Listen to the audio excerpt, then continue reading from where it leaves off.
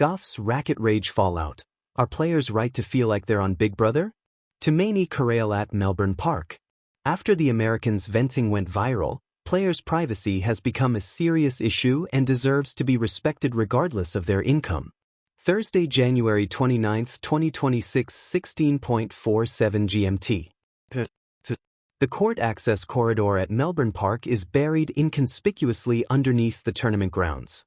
A long, spacious walkway, it connects the east and west points of the vast Australian Open venue, allowing competitors to move unaccosted between the courts, player areas and media facilities.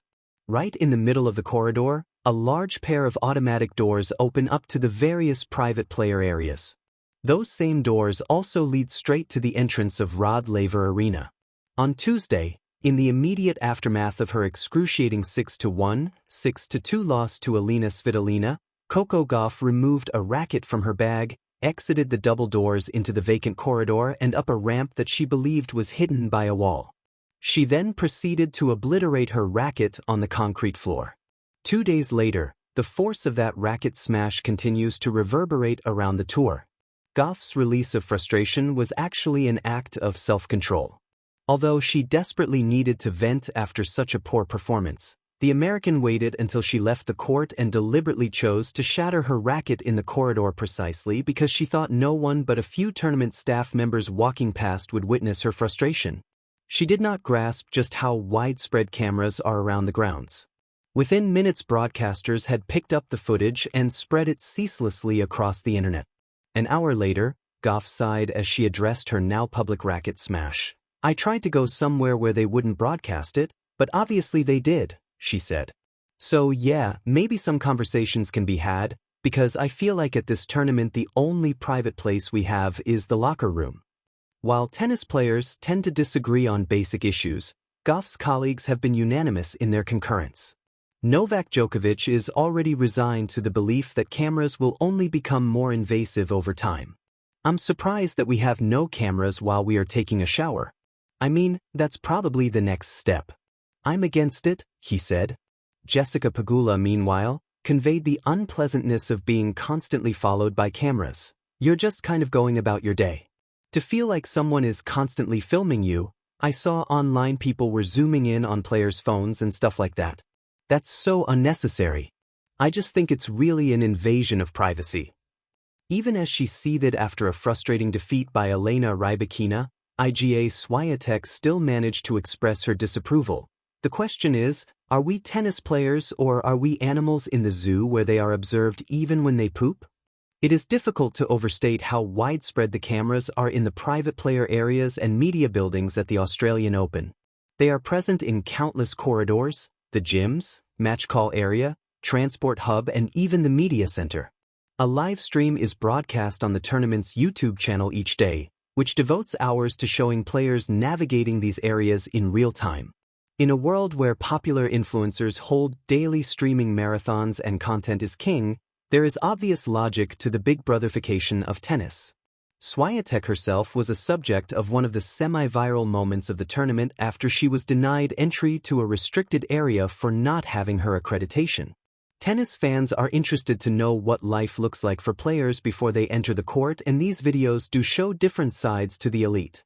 The cameras show players interacting with teams, working through warm-up routines, and playfully greeting other players. They are also an asset to the athlete's public images. Without footage of his interactions with team members, fans might not grasp how playful Jannik Sinner can be with those around him, considering how reserved he can be in public.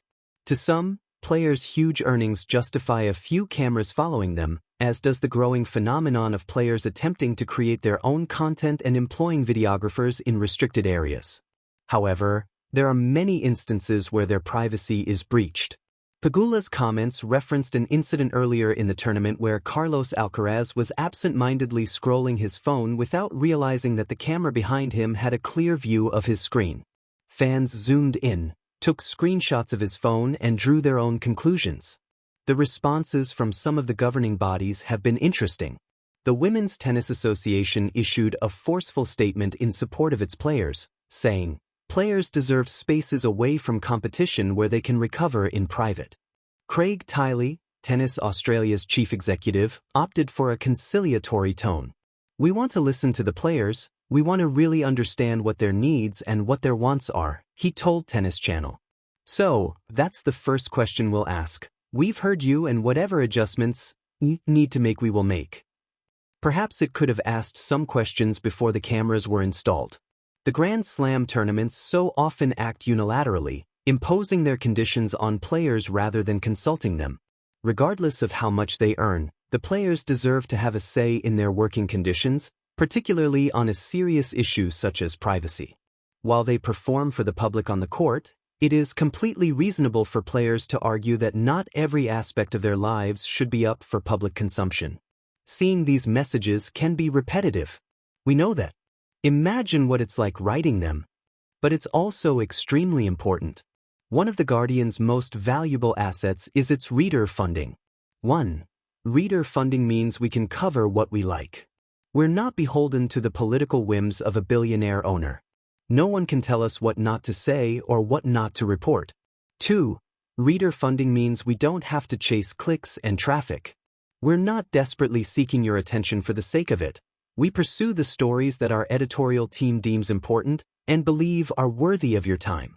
3.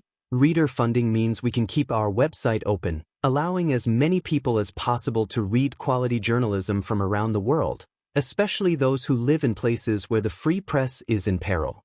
Right now, The Guardian's work is funded by just 2.4% of our regular readers. We know that not everyone can afford to pay for news, but if it would help to convince you to support us, this is the last chance for readers like you in Bangladesh to claim 50% off an all-access digital subscription for the first 6 months, until Saturday, January 31st. We value whatever you can spare, but choosing an all-access digital subscription enables greater investment in our most crucial, fearless journalism. As our thanks to you, we can offer you some great benefits, including making these messages go away. We've made it quick and easy to set up, so we hope you'll consider it. Thank you. Coco Gauff's Racket, the cameras, and a new moment in tennis culture.